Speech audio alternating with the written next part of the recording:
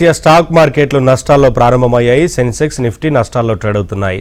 ONGC, Bharat electricals, coal India, Nestle, SBI life insurance షేర్లు లాభాల్లో trade అవుతున్నాయి. Tech Mahindra, HCl tech, Infosys, TCS, Trent షేర్లు నష్టాల్లో కొనసాగుతున్నాయి. ఇవాళ మార్కెట్కి సంబంధించి అనాలిసిస్ అందించడానికి ప్రముఖ బిజినెస్ అనలిస్ట్ చెన్నంనేని రాంప్రకాష్ గారు మనతో పాటు లైవ్లో జాయిన్ అవుతున్నారు. వారితో మాట్లాడదాం. రాంప్రకాష్ గారు నమస్కారం సార్. నమస్కారం అండి. సరే, ఏంటి ఇవాళ మార్కెట్కి సంబంధించి ఓపెనింగ్ చూస్తూ ఉంటే ఎలా ఉండేందుకు అవకాశం ఉంటుందంటారు? మనం లాస్ట్ వీక్ అనుకున్నట్టు వోలటైల్ ఉండే అవకాశం ఉందండి. ఎందుకంటే చాలా మటుకు కూడా వాల్యుయేషన్స్ కానివ్వండి, తర్వాత ఎర్నింగ్స్ కానివ్వండి, కార్పొరేట్ ఎర్నింగ్స్ కానివ్వండి, కొంచెం మిక్స్డ్ గానే ఉండే అవకాశం ఉంది కాబట్టి అందుకోసమే కొంచెం వోలటైల్ ఉండే అవకాశమే ఉంది. సో థర్డ్ క్వార్టర్ కూడా మన వోలటైలిటీ కనపడుతుంది. అది మాదిరిగా ఇది ఈ రోజు క్యాలెండర్ ఇయర్ లో లాస్ట్ కాబట్టి మనం చూసుకున్నా కూడా లాస్ట్ 1 year లో మనకు ఈ సంవత్సరం 24 కొంచెం మిక్స్డ్ ట్రెండ్ గానే కనపడింది. నిఫ్టీ పరంగా చూసుకున్నా కూడా మనకు ఆల్మోస్ట్ 8.5 to 9% రిటర్న్ వచ్చిన సందర్భం ఇది. బట్ నిఫ్టీ 50 మాత్రం 8.5 to 9, but mid caps and small caps మాత్రం కొంచెం అవుట్ పర్ఫార్మ్ చేసిందండి. సో మిడ్ క్యాప్స్ 150 తీసుకున్నా కూడా ఆల్మోస్ట్ 23%, స్మాల్ క్యాప్స్ 250 తీసుకున్నా కూడా 25% వరకు రిటర్న్స్ వచ్చాయి. So overall it's I would say the satisfying year for investors. And bank Nifty situation ఏంటి సార్ ఇవాళ? బ్యాంక్ నిఫ్టీ లాస్ట్ క్లోజింగ్ తీసుకుంటే మాత్రం 50,950 ఉందండి. So supports are at 50,750, 50,500. అదే మాదిరిగా రెసిస్టెన్స్ తీసుకుంటే మాత్రం 51,250 అండ్ 51,500 ఈ రేంజెస్ లో మనం బ్రాడ్ గా ట్రేడ్ చేసుకోవచ్చు. అంటే broad trading range 50,500 to 51,500. So global market impact ఎలా ఉంటుంది సార్? మన మార్కెట్ మీద ఎక్కువగా ఉండేందుకు ఛాన్సెస్ ఉన్నాయా? గ్లోబల్గా ఉన్న ఇష్యూస్ కానీ ఇవన్నీ తప్పకుండా ప్రిడామినెంట్ గా గ్లోబల్ మార్కెట్స్ తీసుకుంటే మనం ఎక్కువ యుఎస్ ఫోకస్డ్ ఉంటుందండి. మన యుఎస్ మార్కెట్స్ కూడా తీసుకున్నా కూడా ఇంట్రెస్ట్ రేట్స్ కానివ్వండి, మ్యాక్రో ఫండమెంటల్స్ యుఎస్ లో కానివ్వండి, తర్వాత న్యూ రెజీమ్ ఏదైతే ఉందో ట్రంప్ రెజీమ్ వస్తుందో దాని పరంగా కూడా చాలా చేంజెస్ రావు అనుకుంటున్నాం. సో అదే మాదిరిగా ఇంట్రెస్ట్ రేట్స్ మనకు తగ్గితే మాత్రం that could be global trade monetary policies of the US is one of the trigger for the Indian market. అదే మాదిరిగా కంటిన్యూస్ మనం డొమెస్టిక్ మార్కెట్ మీద కూడా ఫోకస్ చేయాలి. ఎందుకంటే corporate earnings is one of the trigger అండి. థర్డ్ క్వార్టర్ ఉండకపోయినా కూడా probably next by March end కానీ మనకు కార్పొరేట్ ఎర్నింగ్స్ వాల్యుయేషన్స్ పెరిగితే మాత్రం తప్పకుండా ఇది పాజిటివ్ ట్రెండ్ గానే కనపడుతుంది. But for the near term అంటే నెక్స్ట్ 1 to 2 months కానివ్వండి, ఐ థింక్ ఈ వొలటైలిటీ తోటి ఎప్పుడైనా కూడా లార్జ్ క్యాప్ ఫోకస్ ఉంటే బాగుంటుంది. బట్ అదర్వైజ్ అసెట్ అలొకేషన్, ఎందుకంటే మనం లాస్ట్ 1 year తీసుకున్నా కూడా 1 year లో మనకు నిఫ్టీ 8.5% ఇచ్చినా కూడా గోల్డ్ 19% రిటర్న్ ఇచ్చిందండి. అదే మాదిరిగా సిల్వర్ కూడా 16% రిటర్న్ ఇచ్చింది. హైబ్రిడ్ ఏవైతే ఉంటుందో డెట్ అండ్ గోల్డ్, ఎందుకంటే మ్యూచువల్ ఫండ్స్ మనం ఇండికేటర్స్ తీసుకున్నా కూడా ఒక హైబ్రిడ్ ఫండ్స్ యావరేజ్ గా 11.5% to 12% రిటర్న్స్ ఇచ్చిన సందర్భాలు చూస్తున్నాం. సో ఇన్వెస్టర్స్ కూడా అన్ని బాస్కెట్స్ లో అసెట్స్ క్లాసెస్ లో ఇన్వెస్ట్ చేస్తే బాగుంటుంది. అందుకోసం రెగ్యులర్ గా మనం స్ట్రెస్ చేస్తుంటాం multi asset diversified asset class లో ఇన్వెస్ట్ చేస్తే బాగుంటుంది. ఈక్విటీయే కాకుండా you could look at gold small percentage, you could look at multi asset into debt also. ఎందుకంటే గిల్ట్ కూడా లాస్ట్ ఇయర్ ఆల్మోస్ట్ 10% రిటర్న్స్ ఇచ్చాయండి. సో ఐటీకి సంబంధించి ఎందుకు సార్ కొంత దిగ్గజ కంపెనీలు నష్టాల్లో ట్రేడ్ అవుతున్న సిచ్యువేషన్ కనిపిస్తా ఉంది? ఏంటి రీజన్ అనుకోవచ్చు? It could be one of the expectations అండి. ఎలా, ఎందుకంటే ఒకటి ఇయర్ ఎండ్ యుఎస్ ప్రిడామినెంట్ మన ఎక్స్పోర్ట్ డ్రివెన్ కాబట్టి మనకు లార్జ్ ఆర్డర్స్ ఫ్రమ్ యుఎస్ఏ వస్తుంటాయి.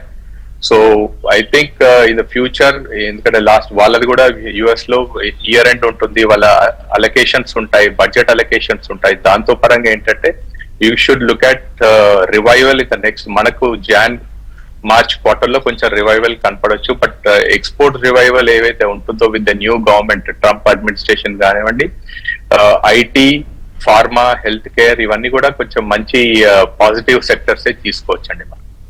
మెటల్ కి సంబంధించి ఈ స్టాక్స్ సిచ్యువేషన్ ఏంటి సార్ మార్కెట్ లో? ఇంట్రాడే కావచ్చు, లేదంటే లాంగ్ టర్మ్ ఇన్వెస్ట్మెంట్ కావచ్చు? మెటల్ ఇస్ అ సైక్లికల్ అంటే ఐ థింక్ కొంచెం కన్సంప్షన్ ఏదైతే గవర్నమెంట్ స్పెండింగ్ ఏదైతే ఉంటుందో దాంతో కొంచెం సైక్లికల్ ఇండస్ట్రీ కనపడచ్చు. I think I would have a neutral view on metals అండి. బట్ అదర్వైజ్ కన్స్యూమర్ డిస్క్రిషనరీ ఏదైతే ఉంటుందో జ్యువెలరీ కానివ్వండి, రియల్ ఎస్టేట్ కానివ్వండి, ట్రావెల్ కి సంబంధించిన హోటల్స్ ఆర్ ఏవియేషన్ స్టాక్స్ ఇవన్నీ కూడా కొంచెం పాజిటివ్ సెక్టర్స్ ఏ ఉన్నాయి. అదర్వైజ్ హై గ్రోత్ సెక్టర్స్ ఏదైతే ఉంటో క్యాపిటల్ మార్కెట్ కి సంబంధించి మన బ్రోకరేజ్ స్టాక్స్ కానివ్వండి, తర్వాత ఇంకా వేరే other stocks you should look at them. Otherwise digital e commerce like Zomato, Swiggy ఇటువంటి స్టాక్స్ కూడా కొంచెం బాగానే ఉంటాయి.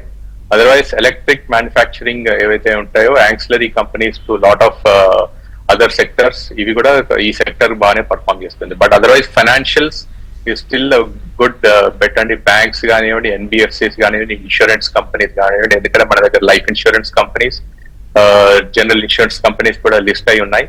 సో ఇటువంటి companies you can look at for investment.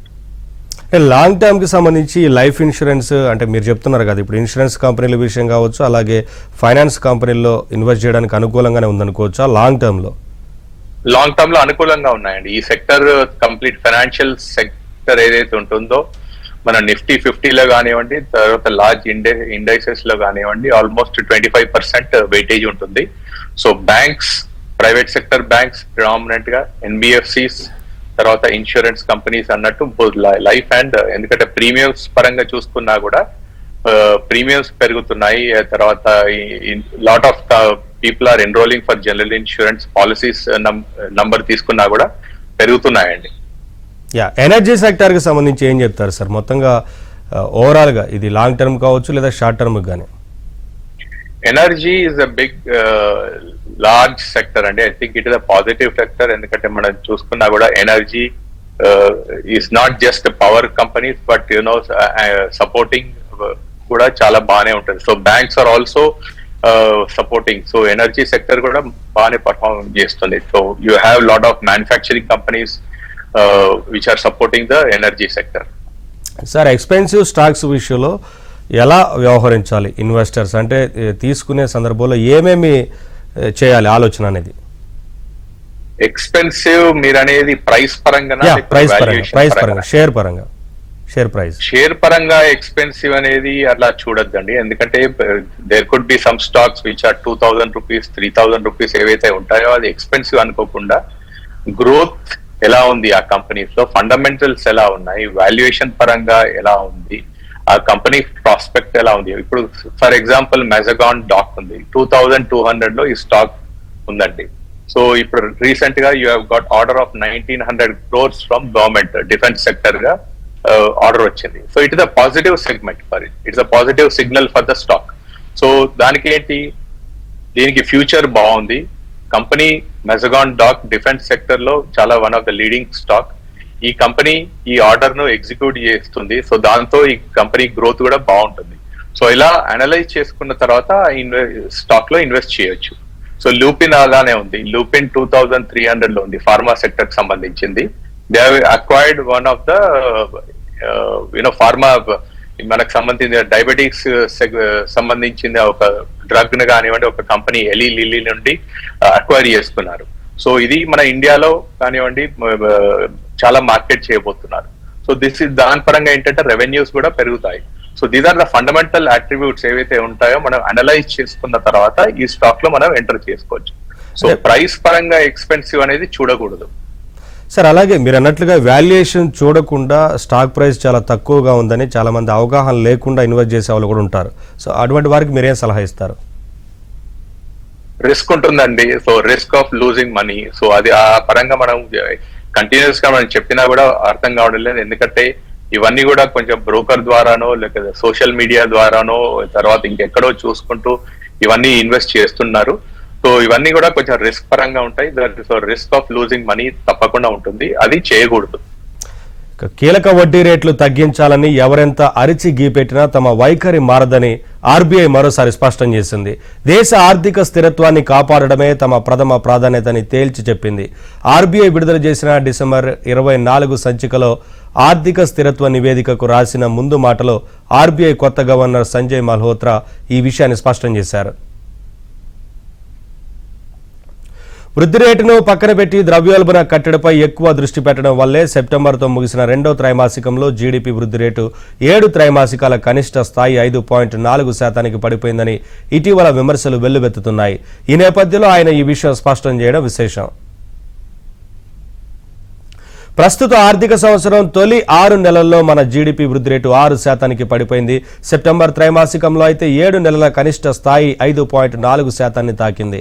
అయితే అంతర్జాతీయంగా కొన్ని ప్రతికూల పరిస్థితులు ఉన్నా ఈ ఏడాది అక్టోబర్ నుంచి మన ఆర్థిక వ్యవస్థ తిరిగి గాడిలో పడిందని మల్హోత్రా పేర్కొన్నారు.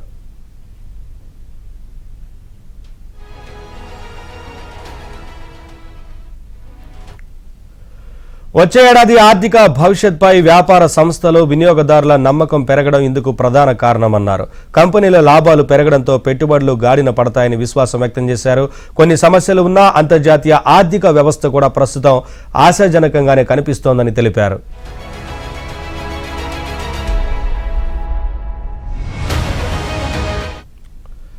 అదానీ గ్రూప్ ఎఫ్ఎంసీజీ వ్యాపారానికి గుడ్ బై చెబుతోంది. ఇందుకోసం ఎఫ్ఎంసీజీ సంస్థ అదానీ విల్మర్ ఈక్విటీలో తనకు ఉన్న 43.94% వాటాలో 31.06% వాటాను సింగపూర్ కంపెనీ విల్మర్ ఇంటర్నేషనల్కు విక్రయిస్తోంది. మిగిలిన 12.88% వాటాను ఓపెన్ మార్కెట్ లావాదేవీల ద్వారా సాధారణ వాటాదారులకు విక్రయించనుంది.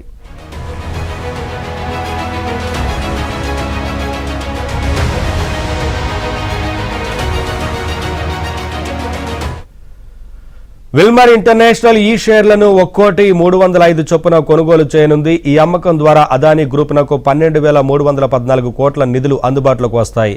ఓపెన్ మార్కెట్ ద్వారా విక్రయించే 12.88% వాటాను కూడా పరిగణలోకి తీసుకుంటే ఈ లావాదేవీ మొత్తం విలువ 17,100 కోట్లకు ఉంటుందని అంచనా. వచ్చే ఏడాది మార్చి నెలాఖరు కల్లా ఈ లావాదేవీ పూర్తవుతుందని అదానీ గ్రూపు ప్రధాన కంపెనీ అదానీ ఎంటర్ప్రైజెస్ లిమిటెడ్ తెలిపింది.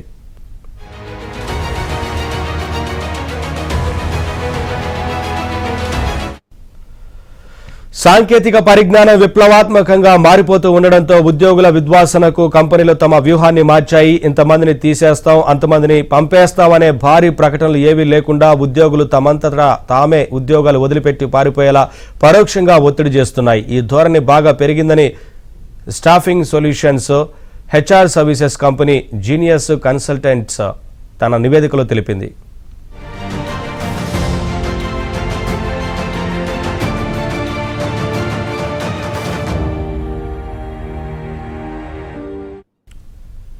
అవసరాన్ని మించి ఉన్న ఉద్యోగులను తొలగించడానికి లే ఆఫ్ బాట పడుతున్నట్లు 10% కంపెనీలు తెలిపాయి. 79% కంపెనీలు మాత్రం కొత్త టెక్నాలజీలు అలవర్చుకునేలా తమ ఉద్యోగులు నైపుణ్యాలు పెంచేందుకు ప్రయత్నిస్తున్నామని వెల్లడించాయి. పనితీరు సంతృప్తికరంగా లేని వారిపై అధిక పనిభారం వేసి వారు ఉద్యోగం వదులుకొని పోయేలా వ్యూహాన్ని తాము అనుసరిస్తున్నట్లు 6% కంపెనీలు తెలిపాయి.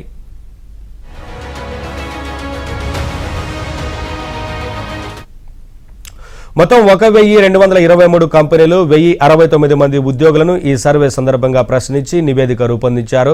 రాబోయే 5 ఏళ్ల కాలంలో ఆధునిక టెక్నాలజీల వినియోగాన్ని పెంచి ఉద్యోగుల అవసరం కనిష్ట స్థాయికి తగ్గించుకోవాలనుకుంటున్నట్లు 39% యాజమాన్యాలు తెలిపాయి. అయితే 31% మంది మాత్రం ఆధునిక టెక్నాలజీలు ఉపయోగించుకుంటూనే సమాంతరంగా మానవ వనరులను వినియోగించుకోవాలని నిర్ణయించినట్లు తెలిపాయి.